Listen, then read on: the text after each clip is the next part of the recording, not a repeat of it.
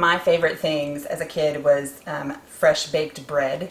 There used to be this bakery in California that we'd go to, and they had the smell of it just made my mouth water. So I like to make fresh made bread. Today I'm going to make a boulé, which is the dough that can then be pretty much any bread you want. At the end we're going to make ciabatta. We're going to start with 3 cups of hot water. Just hot enough to kind of be uncomfortable, not so hot that it is boiling, because then it'll scald your yeast, and that's the last thing you want to do. Then I'm going to take 2 packets of rapid rise yeast, and put it in the water. I'm going to let this sit for 5 minutes so that the yeast can bloom, and then we're going to add the salt and flour. So it's been about 5 minutes. Our yeast has begun to bloom, as you can see.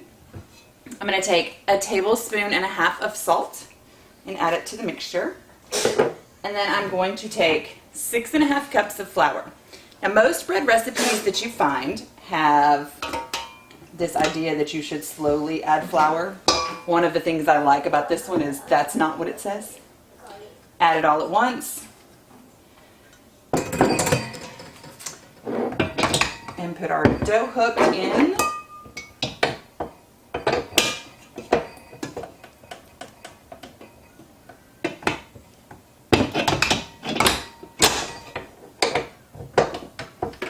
And then we're just going to turn the mixer on and let it knead itself. This is one of those breads where I don't have to do a whole lot of work.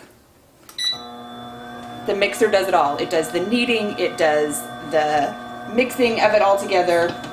So while it does that, I'm going to take my bowl that I'm going to let the bread rise in. I'm going to spray it lightly. And this is just so the bread doesn't dry out while it's rising.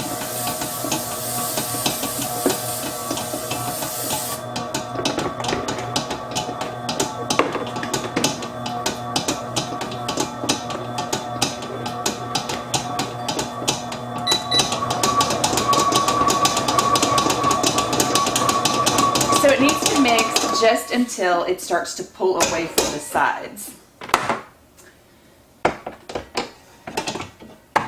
You can look in here. You see that it is all mixed in and incorporated. So now what we're going to do is take our bread, pull it out into our greased bowl. And yes, it's going to come out in clumps like this.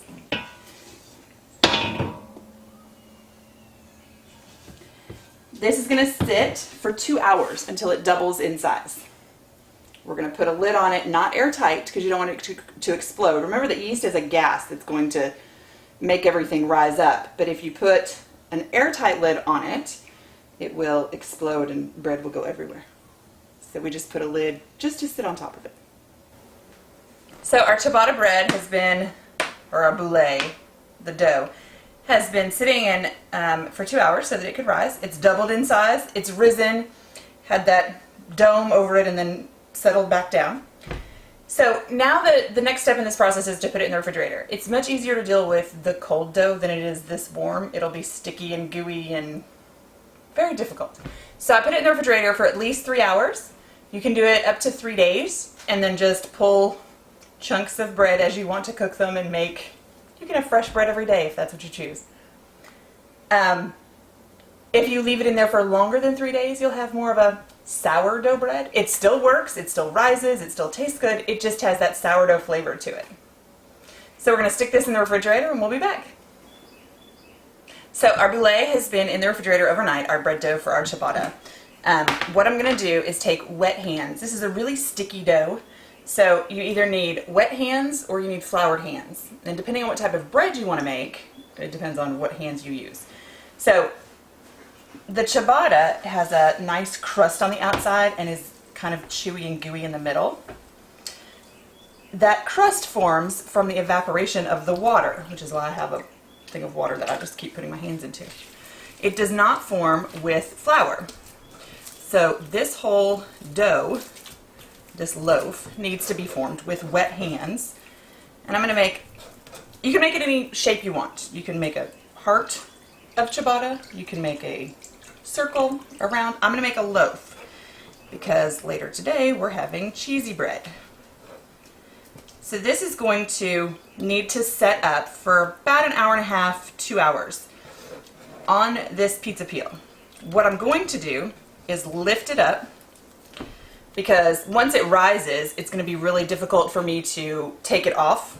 It'll stick to this pan. I'm going to set some flour down just on the bottom and put it back and let it sit there. That way I can easily get it up off of the pizza peel when it is time to bake it. And it's done. We're going to leave this sitting here for the next hour and a half, 2 hours while we go to church, and then when we come back we'll bake bread. So we are back from church. The oven is heated to 450 degrees. My bread has risen. Now what I'm going to do is open up the oven. I have a piece of stoneware already in here that is heated up. I'm going to put some water in a pan in the bottom of my oven. It's just a cup of water. Then I'm going to take my bread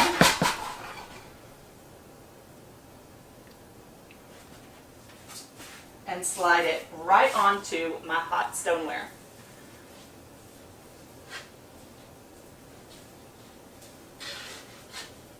And then we are going to cook this for about 30 minutes.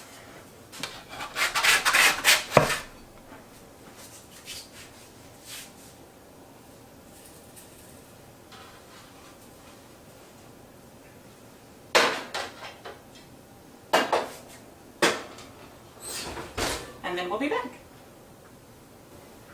So it's been 30 minutes. Our ciabatta bread is nice and hard on the outside, nice and gooey still on the inside.